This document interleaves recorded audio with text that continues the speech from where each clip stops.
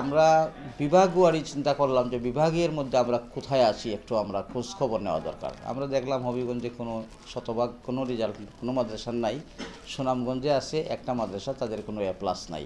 সিলেটে 3টা মাদ্রাসা শতভাগ রেজাল্ট করেছে, তাদের কোনো এ প্লাস নাই। কল্পনা হাতে নিয়েছিলাম যে আমাদের ফেল করার সম্ভাবনা, ছাত্র তো দুর্বল কিছু ছাত্র থাকেই, তাদেরকে আমরা আলাদা বাছাই করেছি এবং তারা যাতে ফেল না করে শতভাগ নিশ্চিত করা যায় সেই বিষয়টা আমরা একটু কেয়ার করেছি। আর এ প্লাসের গ্রুপ আমরা আলাদা করেছি, সেই এ প্লাসের গ্রুপ যাতে এ প্লাস তারা অর্জন করতে পারে, তাদের সকল দুর্বলতা খুঁটিনাটি যে বিষয়গুলো আছে সেই বিষয়গুলো আমরাও খুব নিবিড়ভাবে দেখেছি, পর্যবেক্ষণ করেছি, তাদের অগ্রগতি মূল্যায়ন করেছি। আর আরেকটি বিষয় হলো ছাত্ররা আলহামদুলিল্লাহ পরিশ্রম করেছে। তো শতভাগ রেজাল্ট অতীতেও হয়েছে আমাদের, গত বছর আমরা শতভাগ ছিলাম, এ প্লাসও ছিল, কিন্তু এবছর আল্লাহর রহমতে বেশি হয়েছে। আমরা আশা করছি যে আগামীতে আমাদের বিজ্ঞান বিভাগ সহ আমাদের ছাত্রও বেশি আছে, আমরা বিভাগীয় পর্যায়ে যাতে আর পিছন দিকে না থাকাই সেই বিষয়টা আমরা এনশিওর করার জন্য আমরা সর্বতভাবে চেষ্টা করবো ইনশাআল্লাহ। মুলেদা জামিয়া ইসলামী আলী মাদ্রাসা থেকে দাখিলে GPA 5 পেয়েছি। আমি চাই ভবিষ্যতে যেন তামিমিল্লাত থেকে বিজ্ঞান বিভাগ থেকে ভালো ফলাফল অর্জন করে দেশ ও জাতির জন্য কিছু করতে চাই। বড় একজন প্রভাষক বা বিশ্ববিদ্যালয়ের অধ্যাপক। এই GPA 5টি আমাকে সামনের পথকে আরও সহজ করতে সাহায্য করে। আমি চাই বড় একজন ডক্টর হব, যেন মানবতার জন্য কাজ করতে পারি। আসলে আমার এই পড়ালেখাটা তেমন একটা ছিল না, আমি ডেইলি 2-4 ঘন্টা একটু মনোযোগ দিয়ে পড়তাম ডেফিনেটলি।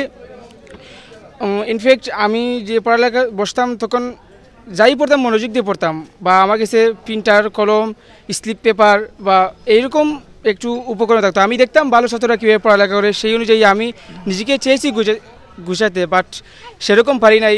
প্রত্যাশা ছিল আরও বেশি কিছু করার। আপনারা আমার জন্য দোয়া করবেন যাতে আমি বড় হয়ে অনেক বড় হতে চাই ইনশাল্লাহ। আমি ইন্টারমিডিয়েট লাইফটা আমি রাজধানীতে কাটাতে চাচ্ছি এবং পরবর্তীতে আমি মেডিকেল পড়তে চাই। সবাই আমাদের দোয়া করবেন। 2017 সালে এসেছি। 2017 সাল থেকে 2025 সাল পর্যন্ত জামিয়া যে ছাত্রাবাসের শিক্ষক সহ জামিয়ার সকল শিক্ষকবৃন্দ আমাকে যেভাবে সহযোগিতা করেছেন, গাইড দিয়েছেন এবং আমার জন্য সবাই দোয়া করেছেন, এবং আমি যখন কোনো কিছু বুঝতাম না তখন ওনারা আমাকে বুঝিয়ে দিয়ে সহযোগিতা করেছেন। যখন যখন দেখা যেত যে আমার পড়ায় মনোযোগ নেই, তখন ওনারা আমাকে পড়ার জন্য উৎসাহ প্রদান করতেন এবং পড়ার জন্য অনেক শাসন করেছেন। বলেছেন যে সব সময় পড়তে হবে, কিভাবে একজন বড় হতে হবে, কিভাবে যোগ্য নাগরিক হতে হবে, কিভাবে একজন ভালো ছাত্র হতে হবে, আমাকে সেই গাইড দিয়েছেন। সেইভাবেই পড়ালেখা করেছি এবং সর্বোপরি আল্লাহ পাক রাব্বুল আলামিনের কাছে সাহায্য প্রার্থনা করেছি। আমাদেরকে সেই দিকে এখানে দেখলাম যে বিজ্ঞান আছে, বেশিরভাগ মাদ্রাসায় বিজ্ঞান নাই। এখানে দেখলাম যে বিজ্ঞান বিভাগ আছে এবং সেখানে 7 জন এ প্লাস পাইছে। আগামীতে সংখ্যা আরো বাড়বে ইনশাআল্লাহ আরো বাড়বে। আমি এখানে যারা সম্মানিত অভিভাবক আছেন, আমি তাদেরকে অনুরোধ করব, যেহেতু সিলেট বোর্ডের মধ্যে সেরা মাদ্রাসায় ব্যবস্থা, আপনারা আপনাদের ছেলে মেয়েকে দিয়ে মাদ্রাসা কর্তৃপক্ষকে সহযোগিতা করবেন। দুনিয়া এবং আখিরাতের জন্য প্রাপ্তি। আপনি যদি শুধু স্কুলে পড়েন দুনিয়া পাইতে পারেন, আখিরাত পাওয়ার সম্ভাবনা খুবই কম।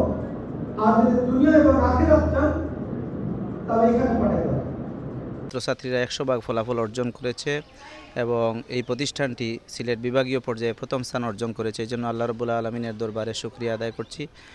এক্ষেত্রে আমাদের সম্মানিত শিক্ষক মণ্ডলী এবং অভিভাবকবৃন্দ উভয়ের আন্তরিক চেষ্টা, সহযোগিতা এবং পারস্পরিক সহযোগিতার ভিত্তিতে এই ফলাফল অর্জন করা সম্ভব হয়েছে। বিশেষ করে আমাদের কমিটি এবং এই মাদ্রাসার প্রতিষ্ঠাতা জনাব আব্দুল মান্নান সাহেব সহ কমিটির সদস্যবৃন্দের আন্তরিক প্রচেষ্টা এবং তত্ত্বাবধানে প্রতিষ্ঠানের পর্যায়ে এসে উপনীত হয়েছে। আমি আল্লাহর দরবারে শুকরিয়া আদায় করছি।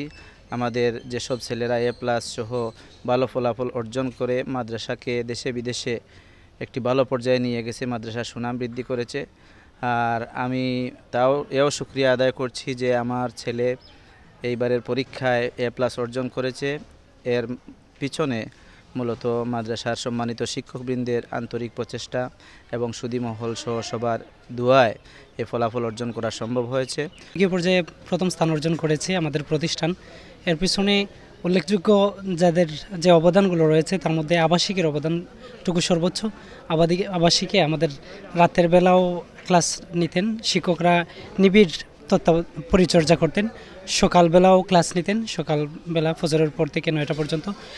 আমি ওদের কাছে প্রত্যাশা রাখবো যাতে ওরা A+ পেয়েছে, ভালো রেজাল্ট করেছে, বিভাগীয় পর্যায়ে প্রথম স্থান অর্জন করেছে, ওরা যাতে A+ মানুষ হয়, যাতে ওদের জীবনটা যাতে A+ ক্যাটাগরির জীবন হয়, A+ মানুষ হয় ওদের জীবন, সেই প্রত্যাশাই ওদের কাছে